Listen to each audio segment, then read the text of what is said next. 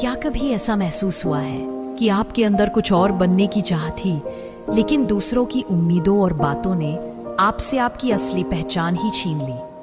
बहुत समय पहले की बात है।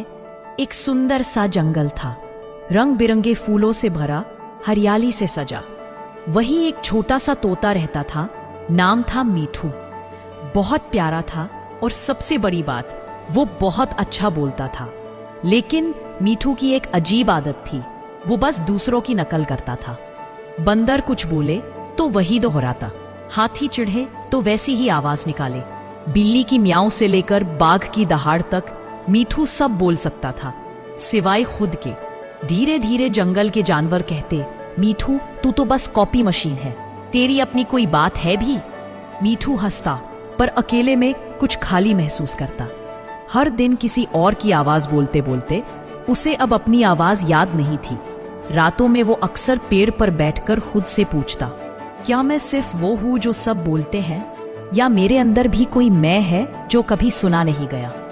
एक सुबह मीठू चुपचाप उड़ चला, बिना बताए, बिना आवाज किए। वो जंगल से बहुत दूर पहाड़ियों के पार चला गया। रास्ते में उसे कई जानवर मिले। हर कोई उसे देखकर पहचानता, पर सिर्फ उसकी नकल से। अरे, ये वही तोता है जो हमारी तरह बोलता है, ये तो सिर्फ दूसरों की गूंज है। मीठू चुप रहा। पहली बार बिना बोले वो एक पहाड़ी झील के किनारे पहुंचा, जहां एक सुंदर सी चिड़िया बैठी थी, पर वो बोल नहीं सकती थी।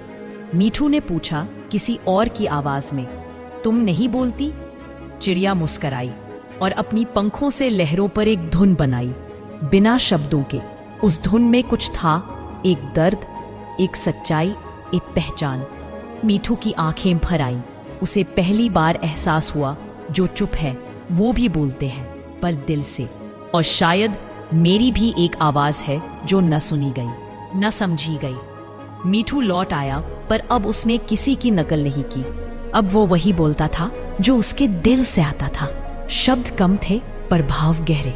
अब मीठू की बातें सबको छूती थी, क्योंकि अब वो किसी और की आवाज नहीं, अपनी आत्मा की भाषा बोलता था।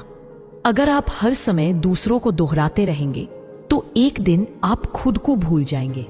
मीठू अब फिर से गा रहा था, लेकिन इस बार वो दूसरों की आवाज नहीं, अपने दिल की कहानी सुना रहा था। दुनिया की नकल करते करते कहीं अपनी पहचान मत खो देना, क्योंकि सबसे प्यारी आवाज आपकी खुद की होती है।